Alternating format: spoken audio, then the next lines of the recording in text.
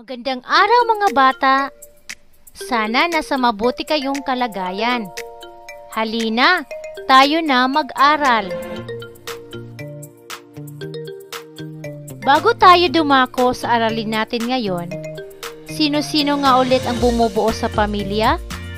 Sina tatay, nanay, kuya, ate, at si bunso.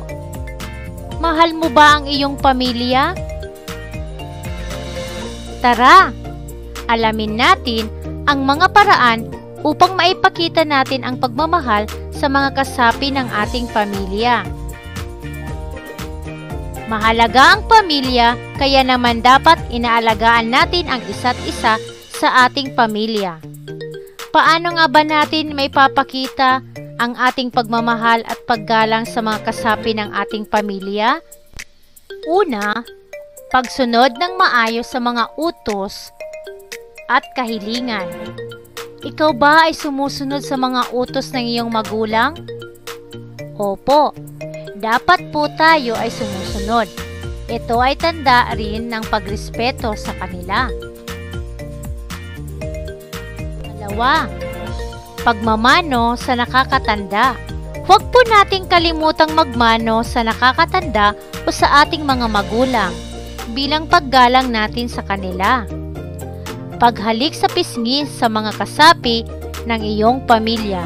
Ito ay tanda rin ng pagmamahal natin sa kanila.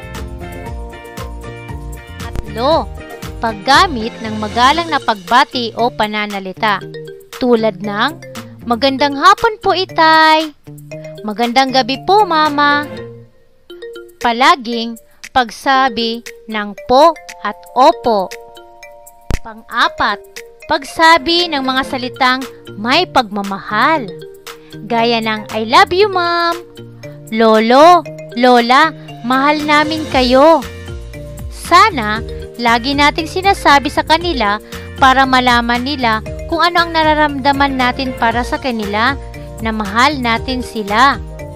Pang-lima, pakikinig sa mungkahi ng mga magulang at iba pang mga kaanak. Ang ating mga magulang o mga nakakatanda sa atin ay marami nang nalalaman. Kaya kung may mungkahi sa atin, ay dapat nating sundin. Pang-anim, pagpapakita ng interes sa iniisip at ginagawa ng mga nakakatanda at iba pang miyembro ng pamilya. Gaya ng pagpapakita ng interes sa kanyang sinasabi. Pagpapakita ng interes sa pagtulong sa mga gawaing bahay. Gaya ng pagluluto, pakikipaglaro sa kapatid. Ating tandaan, mahalaga ang pamilya. Kaya dapat natin sila alagaan at mahalin ang isa't isa. Mahal ko, pamilya ko. Dumako na tayo sa ating gawain. Tukuyin ang mga larawan na nagpapakita ng pagmamahal o paggalang sa pamilya. Una, magkayakap ang buong pamilya. Pangalawa, nagmamano sa lolo at lola. Pangatlo, nagsisigawan. Pang-apat, nagtutulungan sa gawaing bahay. Pang-lima, nagmamano sa tatay. Mahusay mga bata! Sana may natutunan kayo sa araw na ito. Hanggang sa muli! Hello mga bata!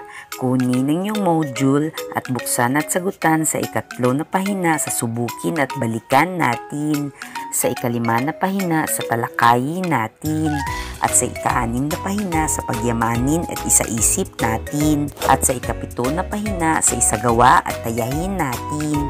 Ipabasa sa inyong mga magulang ang nakasulat na panuto at makinig ng mabuti upang makasagot kayo ng tama. Paalala mga magulang, gabayan ng inyong mga anak sa paggawa ng gawain. Hayaan ang bata ang gagawa ng mga gawain.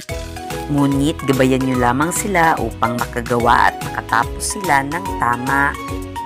Tanungin muli ang mga anak ninyo tungkol sa napanood na video lesson upang maalala nila kung paano nila maipapakita ang kanilang pagmamahal sa bawat kasapi ng kanilang pamilya upang hindi nila malimutan ang aming pinag-aaralan ngayon.